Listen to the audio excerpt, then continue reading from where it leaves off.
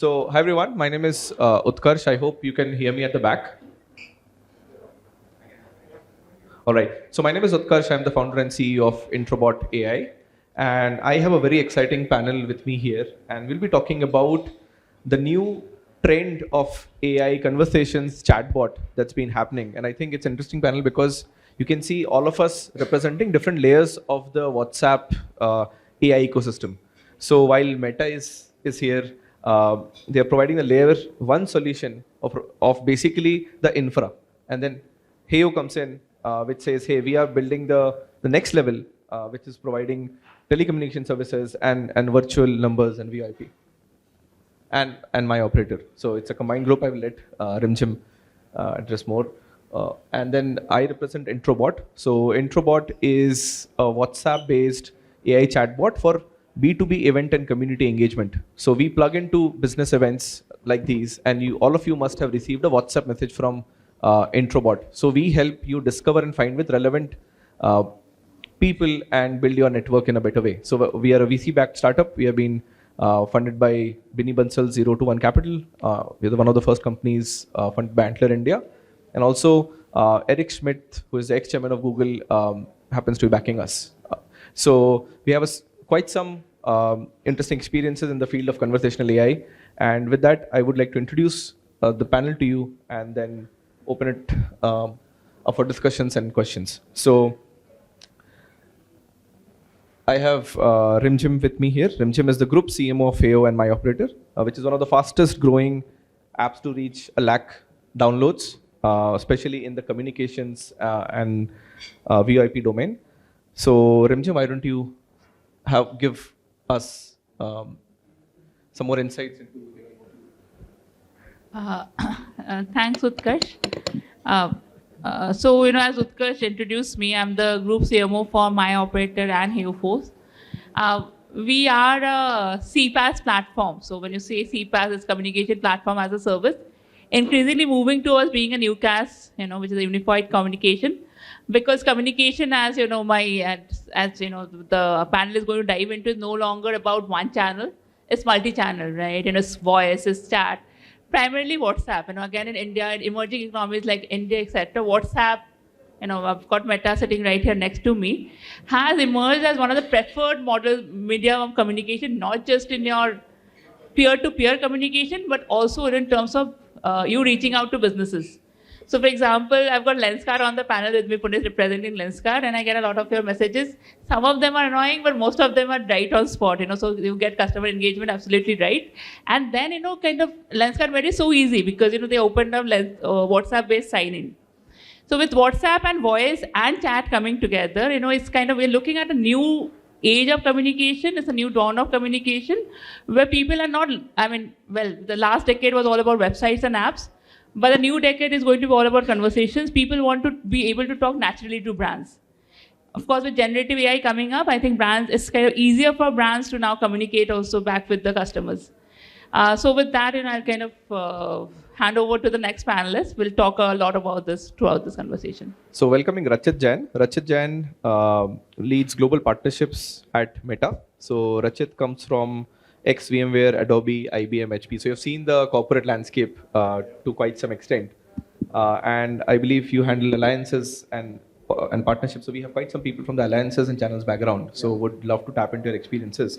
But with that, why don't you go ahead and kind of give a bit more description about your background and what makes you excited about the space in general. Okay, so thank you for having me here. I hope all of you can hear me. So first of all, very proud to be sort of representing Meta here. Got the entire team here. So Ekta, me, and Gunjan, all part of the same team. Really proud that sort of representing WhatsApp as a brand, and I think this as a brand is something that's used by all of us throughout the day. I think it will not be wrong to say that this country sort of runs on chai and WhatsApp. I think it's a true statement. Personally, I've been in industry for a little over 13 years now.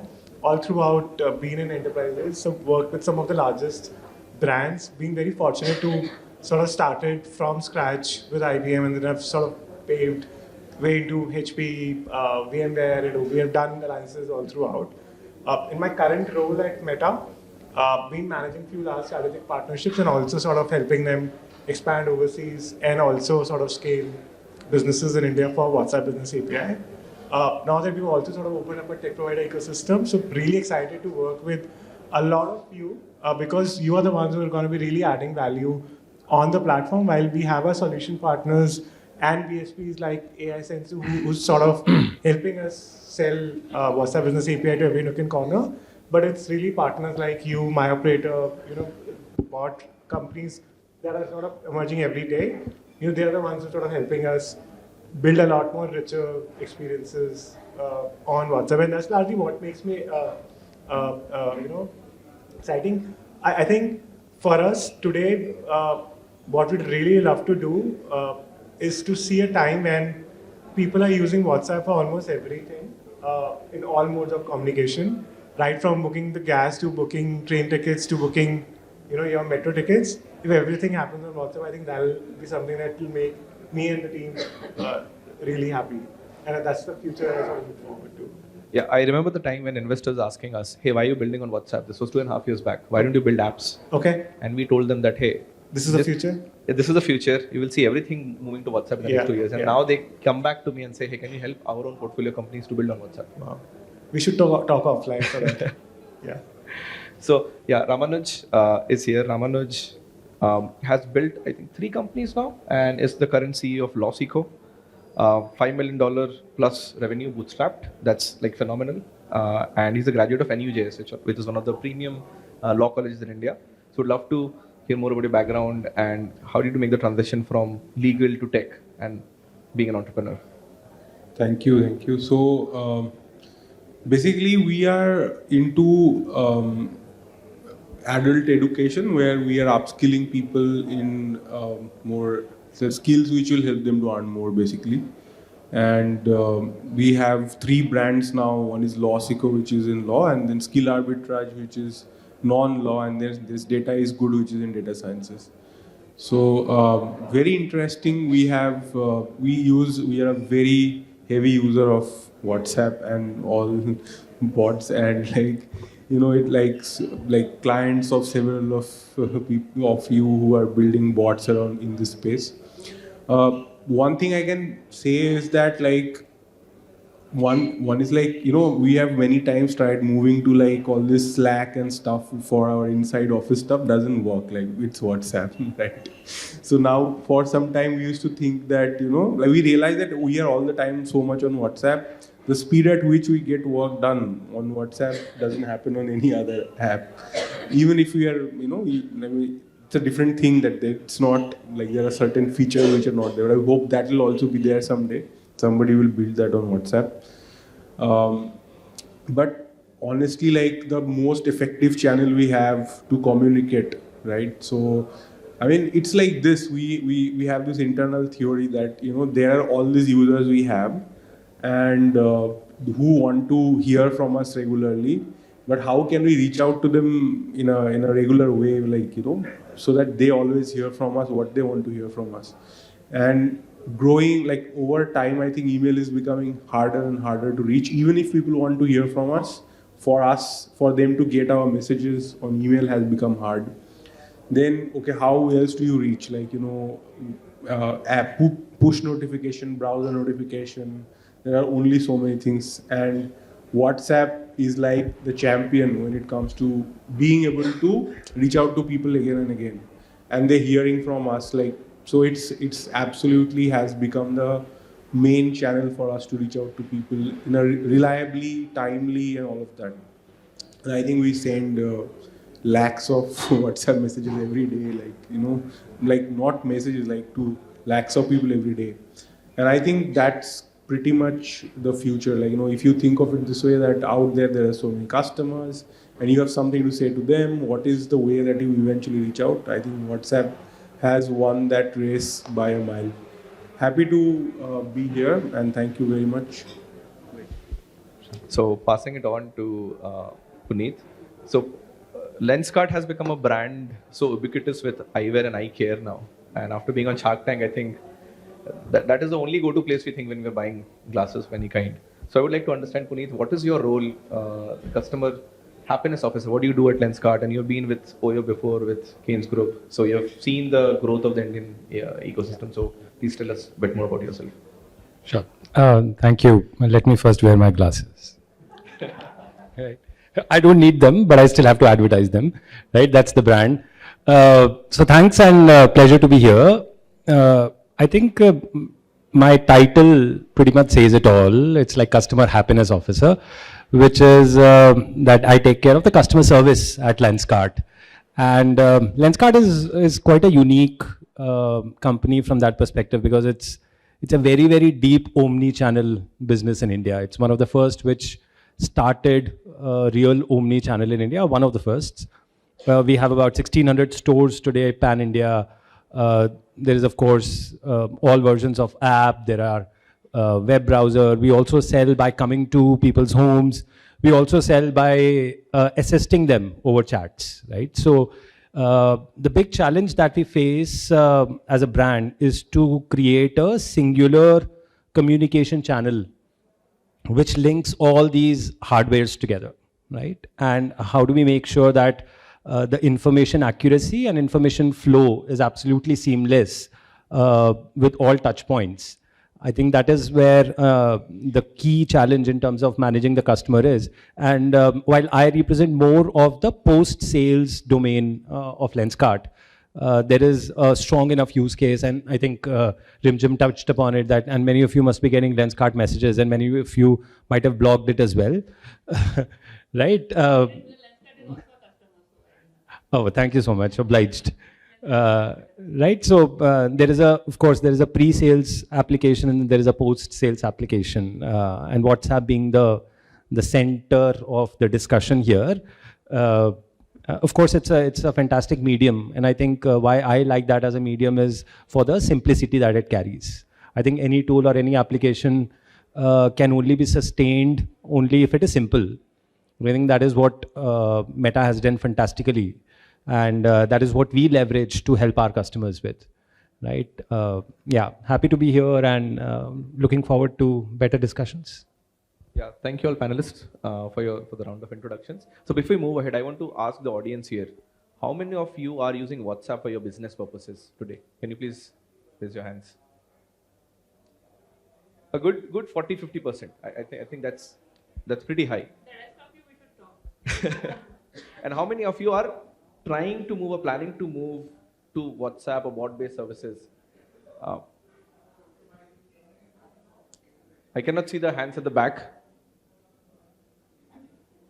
Okay, so this is a room full of curated CXOs, execs, founders, investors sitting here. And over 250 people, I think, applied to be here. I think we handpicked the people because we wanted to have great conversations going in.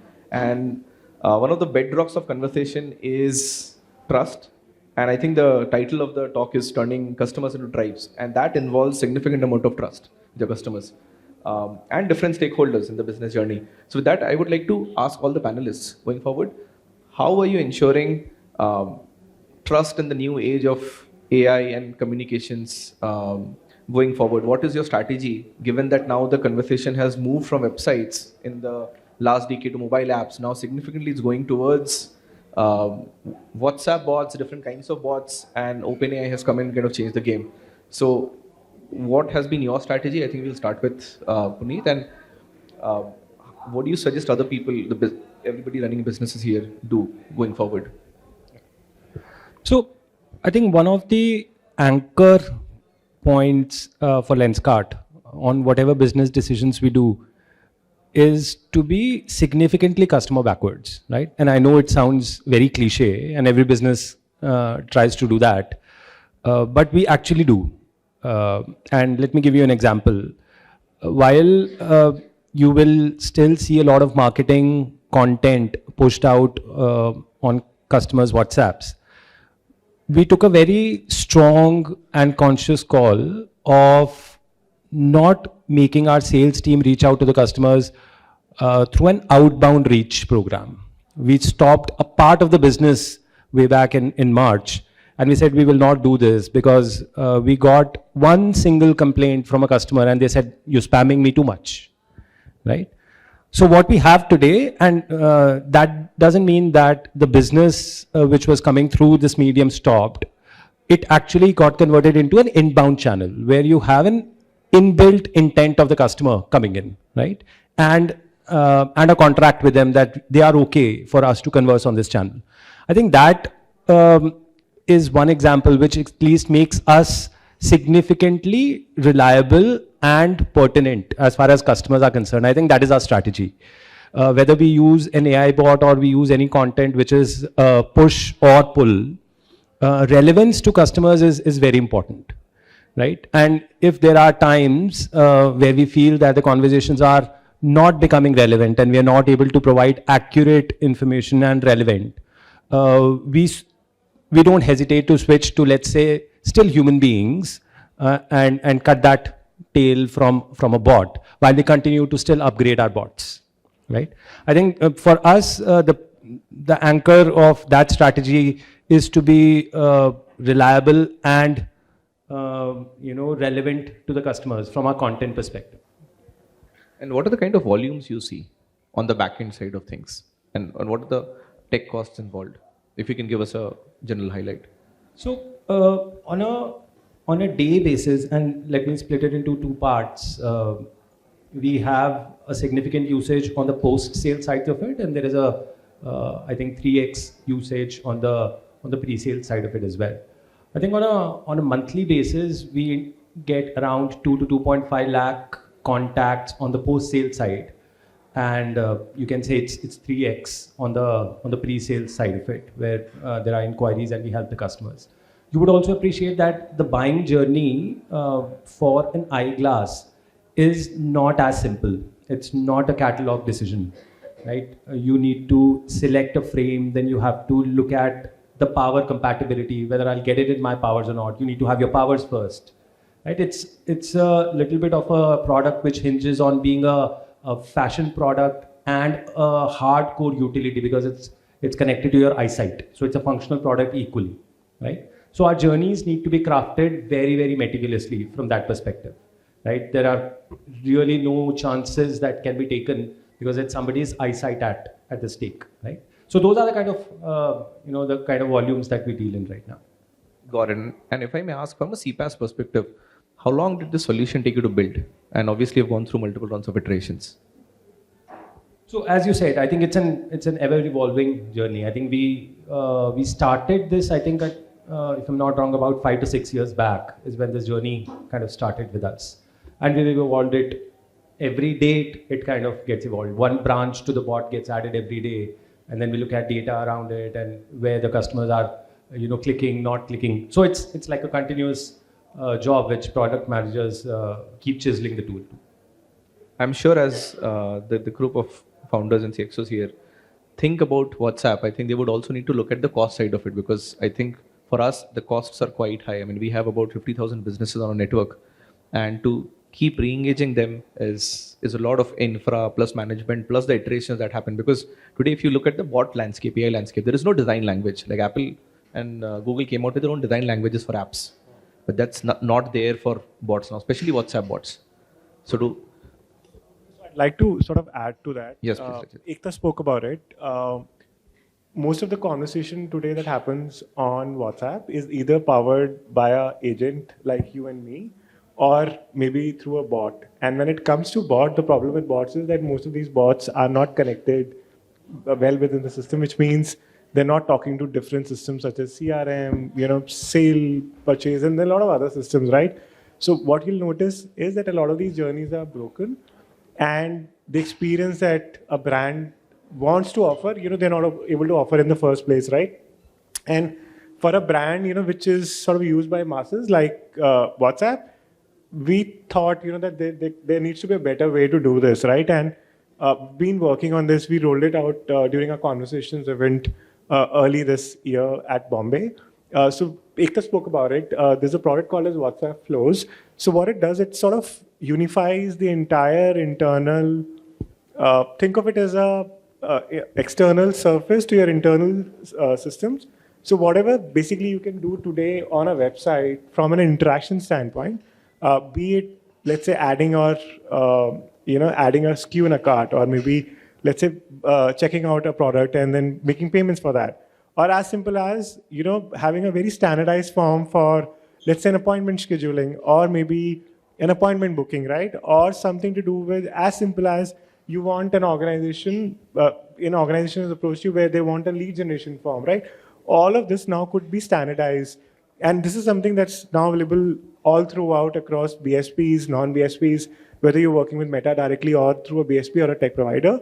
The framework exists. So what we're trying to do is not only standardize a lot of these journeys, also sort of trying to see if we can uniform the experience so that it's a very consistent experience irrespective people are using an Apple device or a Google device. That's our way of sort of beginning this journey. And then what we are also doing to ensure a lot of these organizations who don't have capabilities to sort of build bots, no offense here, but then what we're also going to be announcing very soon is to have a Gen AI capability within WhatsApp. So think of them as your friends responding back to your messages and then sort of capturing the feedback in real time. And that's something that's also sort of coming on WhatsApp. This is again as a step to sort of ensure, it's a very seamless and a consistent experience throughout different industries and different journeys on WhatsApp. That would be super cool, because today when we work with multiple clients and partners, it's very hard to onboard somebody on WhatsApp and launch a bot. I mean, even simpler things like the bot name is a matter of debate between many of the organizations we work with. And those things, there is no playbook out there. So any thoughts around how can businesses start their journey and think of it as an IP? Like website has been IP, WhatsApp bots could be another set of IP that is a consistent. Okay, I think all of us would love to see a future when there are no websites and everything sort of happening on WhatsApp, because that sort of today honestly is becoming the surface for anything and everything, right from customer service to, in fact, now things like catalogs are also sort of started to exist on WhatsApp. But I think for any business who's listening to this conversation, if they really want to get started on WhatsApp, it's very easy, honestly. All you need to do is procure a number, get in onboarded using an embedded sign-up. This is nothing but a sign-up form that is offered by a BSP or a tech provider.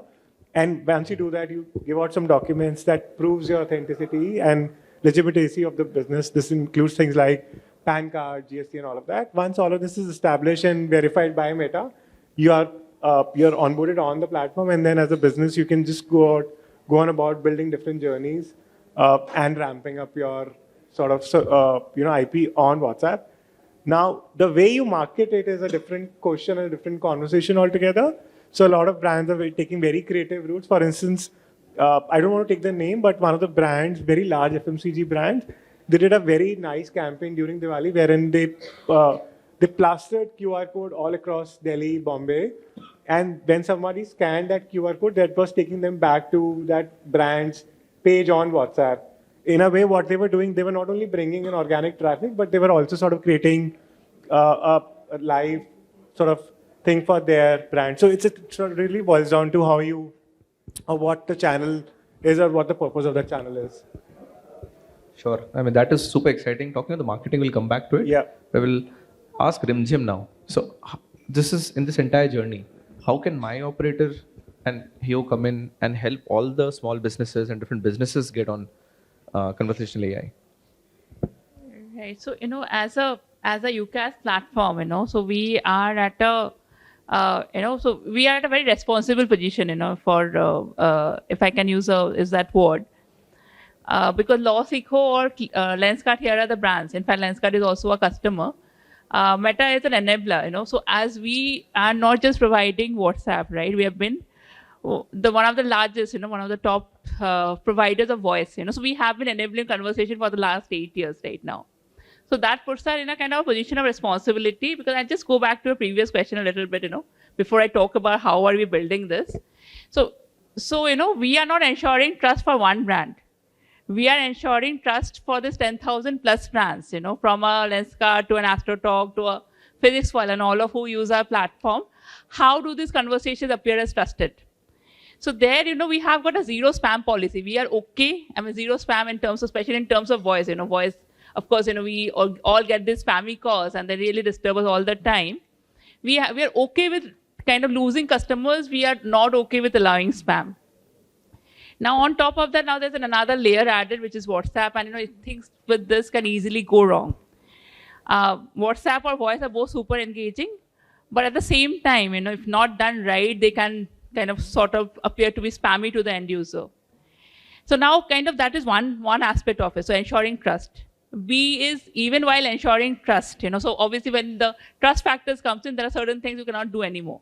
Now, even within that perspective, then how can you offer engagement? The third thing is now, how do you combine these platforms together? So your customers might be talking to you on a phone call. They might have come to the website and raised a query. They might be talking to you on WhatsApp. These are all fragmented queries. These are all fragmented profiles. You don't, if you do not have the right communication platform or a CRM platform in place, you would be not knowing, if the same customer that you're talking across, your conversation will be very disjointed. So I think this is where a UCaaS platform like us, that's the first problem we solve. We are giving you one unified platform where you're combining these various media to create workflows that can engage the customer at the best place where he is. He wants to have a call, he can have a call. He wants to send he wants to talk to you on WhatsApp, he can send a WhatsApp. You want to combine those workflows, someone has just talked to you, and now you want to, get with this, LawSikho or a clear Lenskart can add more to this. Someone just had a call with you, maybe now you want to send them quick information about where your store locations are, about what your, if you have a catalog, what your catalogs are, what are your pricings are. Especially for small and medium business, WhatsApp has emerged as the de facto, WhatsApp and voice have emerged as the de facto channels of communication. When you're researching a small business, you don't really go to a website. You either call them up, or if you have a WhatsApp number, you WhatsApp them. Now, how are you able to combine these two kind of channels together to build these unified workflows? You just had a call with a customer, now can you send a WhatsApp? You're building data using voice, but now leveraging the data, now leveraging those rich insights. Can you then run a WhatsApp campaign? So there are some very interesting projects that have already been rolled out. There are some very interesting projects that we're right now working on, both at MyOperator and Heyo Phone. Both we are very excited about building the future of conversational commerce, because we believe that the commerce itself is becoming more and more conversational. People want to be able to tell a Lenskart that I want these glasses. Or they want to tell a LawSikho that this is the course I want to read, rather than maybe browsing pages and pages on a website. So it's more natural means of communication that is kind of coming into picture. Now, what are we building in conversational commerce? I'll just give you a glimpse of this, and I don't want to obviously go into details. That would probably be talks of a few weeks, if not a day. Number one is data. So now your customers are calling you, and obviously they're giving you they're leaving nuggets of information with you. So you have say you're a restaurant. Regular customers calls you and tell you their diet preferences. So you're building data on top of it. So you know if someone likes paneer, at least the system knows that someone likes paneer or someone regularly orders kids meals. So that allows the generative AI working on top of this to profile them and send that input to multiple platforms. So leveraging that same information, you can probably, if someone has regularly orders kids meal and that is what your system has profiled you as, you can then run a WhatsApp campaign. Second is, like I said, now using that campaign, how can you, for example, enable e-commerce or even build more and more workflows? For example, integrate the billing information into it. So working with a number of banks, for example, one of the largest private bank in India, to enable kind of billing information to be now integrated into the WhatsApp layer. I think the future of conversation is all about being smart. Your customer's already smart. It's up to other brands to figure out, to figure this part out. And that is where we as enablers, we as system enablers, we as UCaaS system builders, we enable you to have the smart conversation between you and the customers. We'll speak more about this, but I think this is in a crux is what we do. You have, like layers, thousands and thousands of conversations happening every day. We help you kind of, obviously, one is streamline that conversation and then build data layers on top of that conversation to enable you to kind of build your commerce journeys even further. Thank you so much, Rimjhim. That was a very detailed insight, and I'm sure many people here would want to come and talk to you as to how to build these conversations and flows. And I want to ask you about LawSikho. So, like legal education is a continuous process. So how do you engage with your audience? How do you engage with your stakeholders to convert them into tribe? And is there conversational AI today playing a part, or would you like to move in, and how are you thinking about it? So for us, it's a very simple challenge, right? So like if you're talking about building trust, we are in a space which is anyway edtech, which right now has very low trust in the market generally, right? And so the way for us to build trust is that we have to keep adding value to people repeatedly and before they buy, right? So we are in the education business, so we have to upskilling education, so we have to deliver content to people. And it's not like if you deliver all the content to them at once, like you just give them a ebook, it's not necessary they will read. So they need bite-sized information, and they need to feel that yes, you're adding value to them again and again in the way they want, or in a way that they can consume.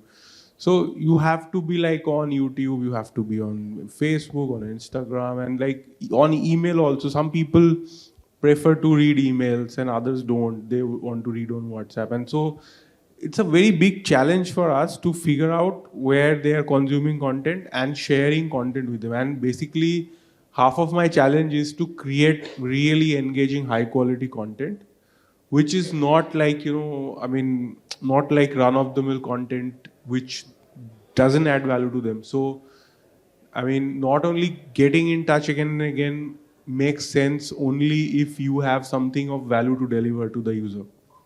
And for us, it's very clear. If you are able to do it with somebody again and again, they end up buying.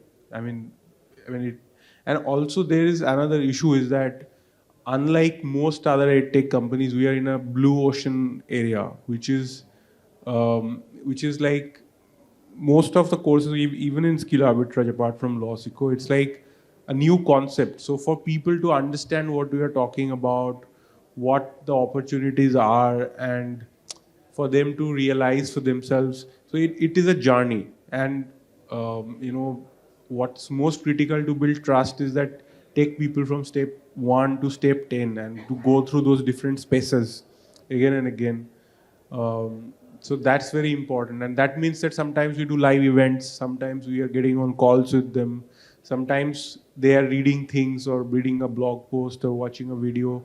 But again, it's basically the challenge is to reach out to them in a way that they can have that sense of continuity. So that's the most important. I think there's an explosion of communication, and a lot of communication is not adding value. So if you do that kind of communication, that breaks trust with people.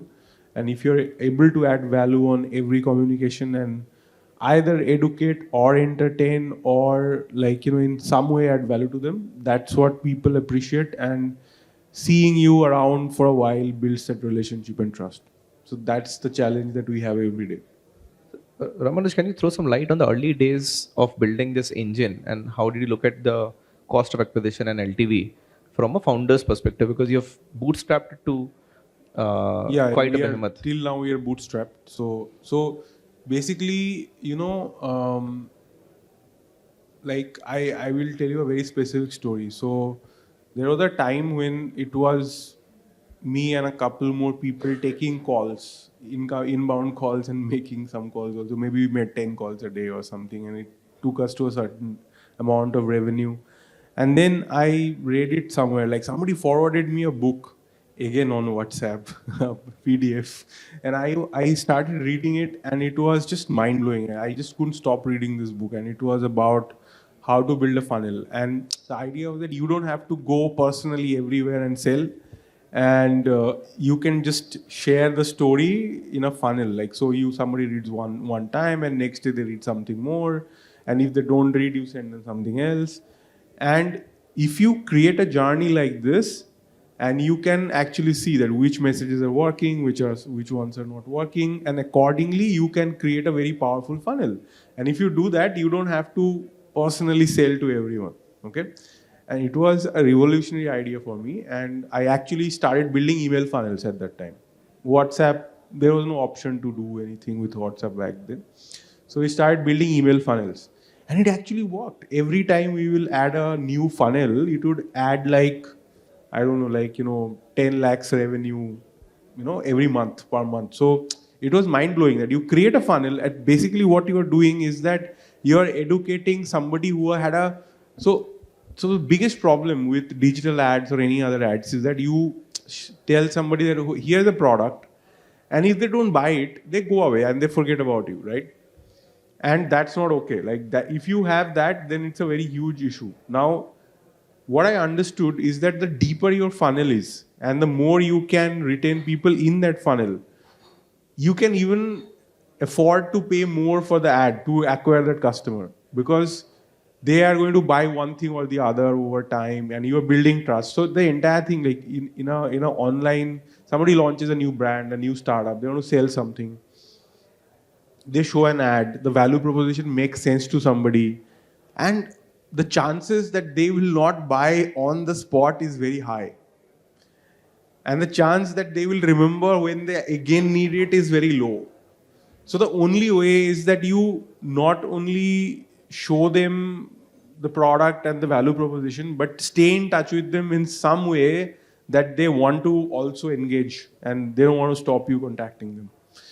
And how can you do that? So it has to be some kind of content. And so that learning was really like, I think that was revolutionary for me at that point of time, that you don't have to sell. Somebody comes to you, you don't have to sell right then and there. You can build a relationship over a period of time, and then they will buy from you. Then they will talk about you to others and all of that. And you can inform them and educate them in a way that you never can otherwise, right? So I think that's the most critical thing that I have learned over time. And now you can build that over WhatsApp. So for example, if I'm having a live event where we will have 2,000 people attending live, right? Over 3 days, some boot camp or live workshop is happening. Now I know if I have 10,000 people who register for this, not even like 100 people will remember to attend the event on the day of the event, right? And the only way for them to remind that, you have to get them excited about this event over the next 7 days. You have to share more and more content with them and do it in a way that they get excited. Now, obviously, you can send them emails, but email open rates are like 10%, 15%, 20%, 30% best case scenario.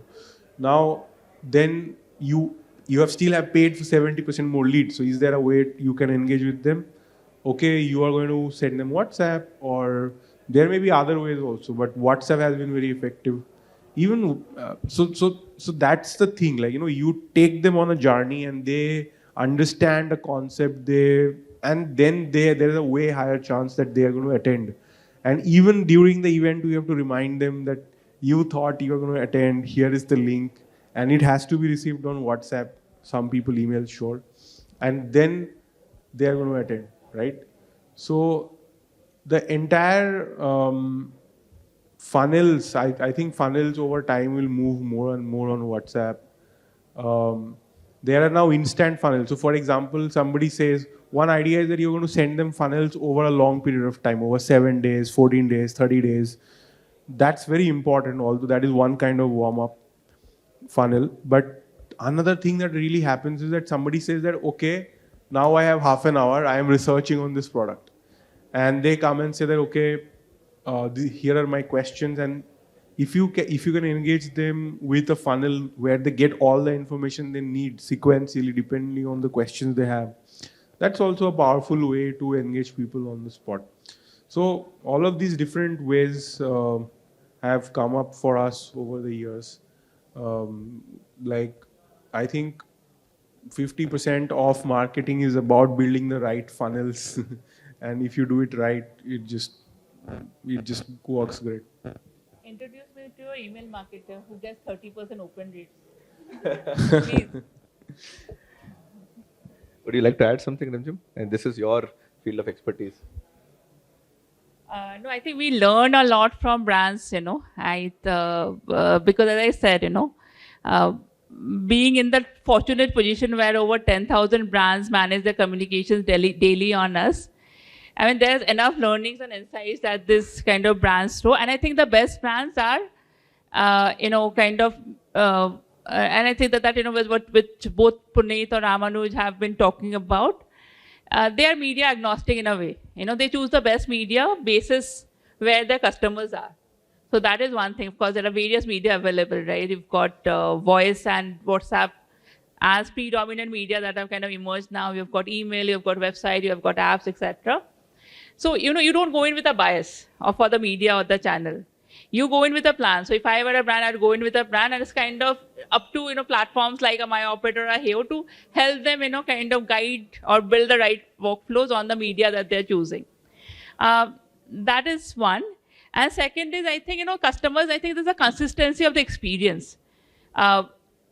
When they are obviously, it's kind of very difficult, and that is where, the best brands kind of, you can kind of separate the men from the boys, so to speak, and separate the best brands from the rest, is they build this unified experience.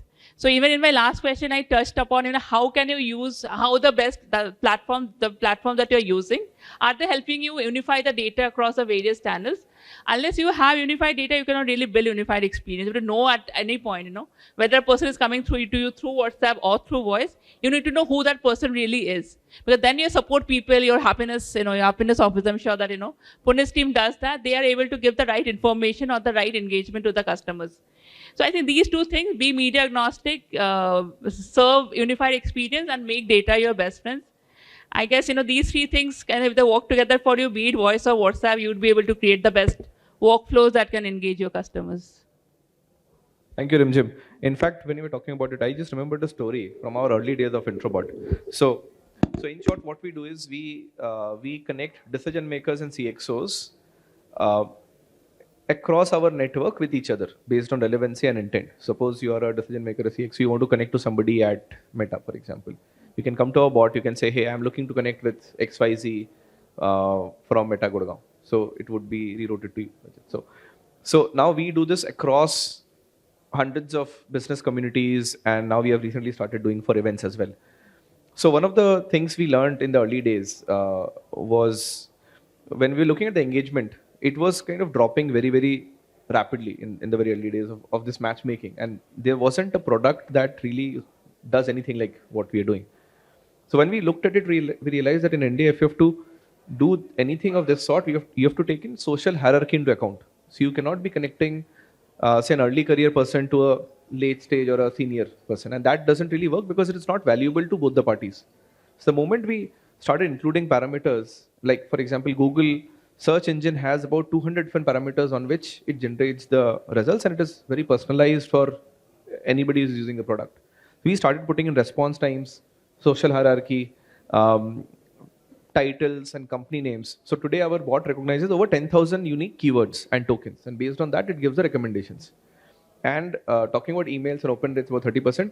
We have seen across our network, the response rates, not just open rates, response rates of people connecting is over 60%.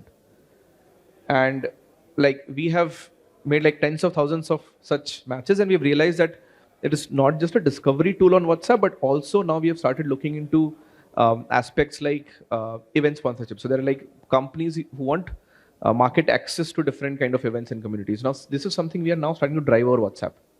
So I believe we have been working and building one of the most advanced recommendation engines on WhatsApp.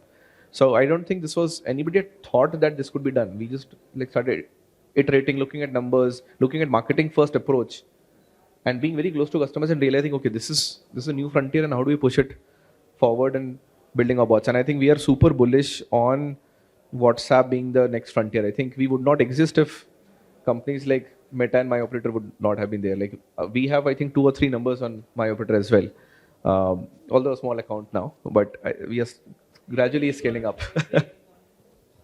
So if it is okay, I have a question for you. Yeah. Because I'm asking as a founder. So I found this fascinating that you can build apps inside, and you are also here, like building apps inside itself, like inside WhatsApp itself.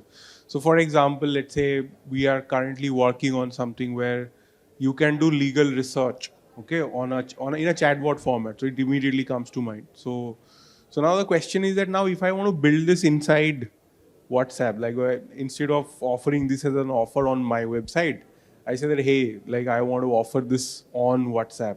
Number one, is it possible? Second, what does it look like? What does it take? I can answer this from a parlance of WhatsApp as a channel. I think what a lot of people don't understand that WhatsApp is a channel, which means you can use this channel uh, for a lot of different use cases, right? Now, when it comes to your specific use case, and to sort of answer your question whether this can be done or not, yes, this can be done. Whether it can be done or it will be done by Meta or WhatsApp, the answer is no, right? We will not do that. You'll have to work with a BSP or a tech provider like a MyOperator, and they will have tools and capability to build this for you from grounds up on WhatsApp, and then you can offer this as a service, as a feature, as a paid feature, either via WhatsApp or through a different channel. A lot of different brands, I'll tell you what they're doing. Again, I don't want to take the names, but there is a news group. You can either subscribe to an annual subscription and read these articles that they publish every morning, and it happens to be one of the best platforms through which you can really understand what's really happening in the business landscape. But then what they are also now doing is that they built this entire thing on WhatsApp.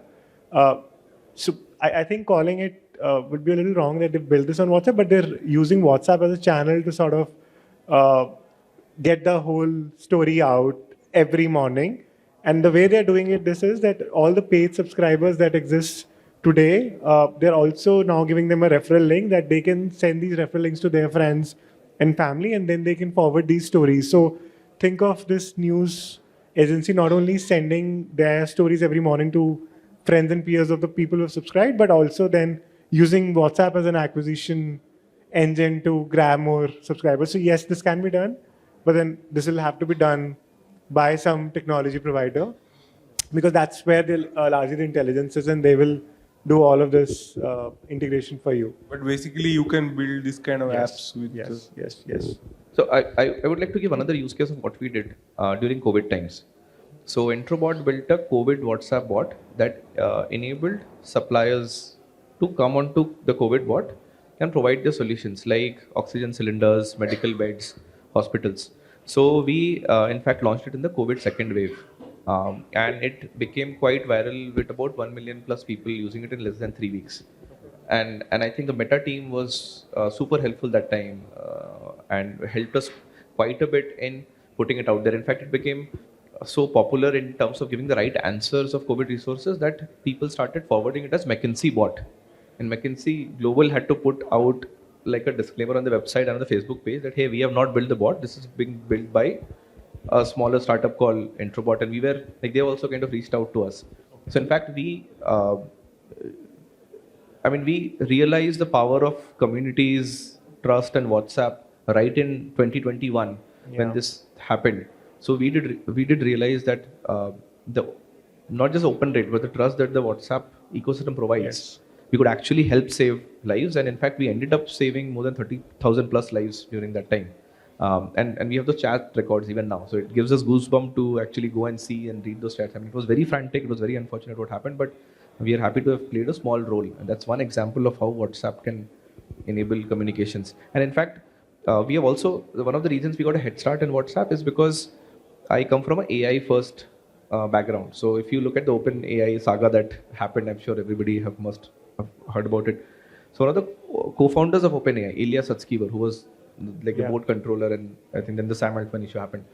So he was my college senior, and they have been working on generative AI and LLMs for the last about 8 years. So I used to see them like doing stuff. So we did have a leg up in understanding where if WhatsApp and generative AI kind of come together, then it will unlock a whole new world of opportunities. I think we are just getting started. This is probably we are looking at like a 1000x growth going forward. But I think we are very close to wrapping this up. So one question from Puneet, and then we kind of close it. So what do you think in terms of the future of D2C, AI, quick commerce, all coming together, and how can brands leverage this wave to kind of be more significant in terms of audience and build more rapport with their tribes? See, as I earlier also was saying, right, why do we see this transition from, say, websites to apps and now chat, and chat right now we're talking about WhatsApp as a medium. I think from a consumer perspective, it is my convenience, right? Now that is a singular tool that I use, which is simple, it is instinctive to me, and I get used to it. It's friendly, and as you know, Ramanuj was saying, and we've done similar, right? I've been part of other organizations where we've launched other tools for internal team communication, and they don't work, right? It's because the simplicity of the tool as WhatsApp, right? So that once it gets into the list of choices of the customer, then it is for the brands to leverage that choice as they want to, right? It really, I think brands are in a very, very advantageous position today that this as a medium is available in everyone's hands today, and the customer base in India is, I think, it's huge, right? The entire world is looking at us from that perspective, the richness of the business opportunity that we carry, whether it is an extremely educated person or somebody who's not. WhatsApp has become a medium which is a default tool, right? And the brands have to just leverage it right. I think the key mantra for me there, and if I string multiple conversations that we talked about here, and I'm going back to using the same word that I was using earlier, I think it's relevance. I think Ramanujan also said the same thing. He struggles with building the right content. And if you don't give the right content, you don't build the funnel, you don't get, the sales out of it, right? So that hard work can't go anywhere, right? WhatsApp is a channel. They can create more and more features around it to make it easier for us. But content creation cannot be done away with. That's like the core, which has always been. Nobody knows your product better than yourself, right? A Meta cannot do anything, or even for that matter, MyOperator cannot do anything, right? They can be platforms to us and take us to that journey. But creating that content and knowing that what will click with the customer, and it's always a very devious question, and it goes through a series of experimentation. You send something, and I think a good thing is that we are also in the age of digital. We can measure the impact pretty instantaneously, right? You launch a campaign and you know whether it's succeeding or not. You launch another one 2 days later by a tweak and you say that, yeah, this is striking a chord, right? And then you double down on it. So you use data, which I think Rimjhim also said as a key enabler. You use data, and as anyone who's trying to reach out to the consumer, the end consumer as a D2C brand, I think this is the age to be. And all the features which we have in terms of integration, that you have a click from an Insta ad, you go to WhatsApp, you have a click from a Facebook and you go to WhatsApp. I think that integration, that ecosystem is super enabling right now.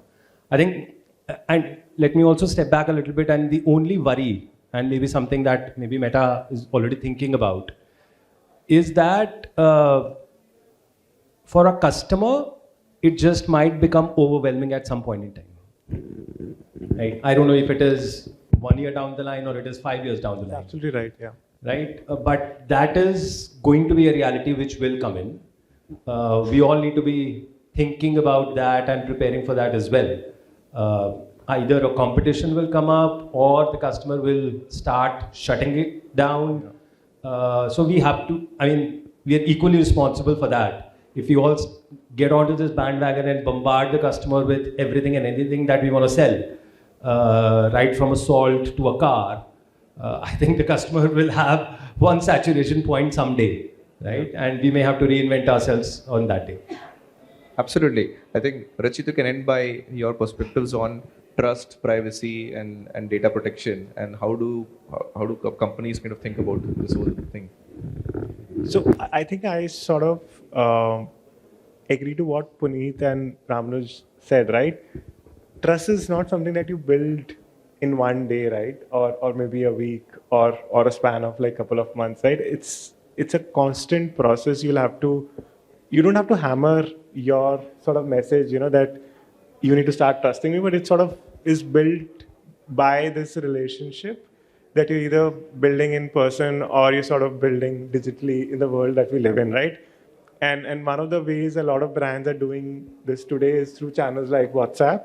They're sending out very relevant and very sending out very relevant and very crisp content on WhatsApp. Obviously, content is something that the brands produce, but a lot of this is very relevant to the audience. And then when I see this again and again, then my perception of that brand and my, the fact that I want to engage with the brand or not, that sort of changes sort of almost on an everyday basis, right? And that's how a lot of brands are using platforms like WhatsApp to build trust.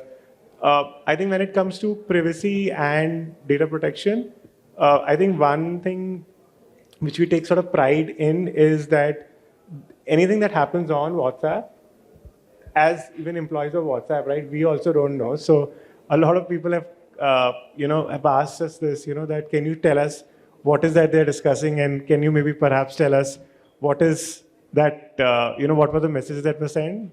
The sad reality is that we don't have that data, right? A lot of brands have asked us, can you give me an ROI to, let's say, a marketing campaign that I ran on WhatsApp, or maybe any of these other journeys that I've built on WhatsApp? Unfortunately, the answer is, because I don't read through what you're sending and what your click-through rates are, I can't give you that. Because the platform is end-to-end encrypted, right? And to your last point, when it comes to data storage, right? One thing that we're doing, and then this is something again which we sort of recently announced about 6 months back, is earlier everything used to happen in US, which means whenever you used to send out any communication through a channel like WhatsApp, all used to happen through servers that were based in US. Now a lot of it is happening through India. So brands can opt in, they can work with their partners, technology partners in BSP, and then they can ask these technology partners to ensure that their data is not moving out of India, and then data processing is also sort of happening in India. That's our way of ensuring that we're not only helping brands build trust, but also sort of helping them not only have data privacy, but also have a channel which is more trustworthy in the long run. That's awesome. Thank you so much, Rachit. I hope you will be here after the event for people to come and say hi to you. And with that, thanks a lot. I hope all the panelists will be here and we can have a discussion outside. I hope you enjoy the evening, and thank you so much, Meta MyOperator, everybody here on the panel and the audience. Thank you so much.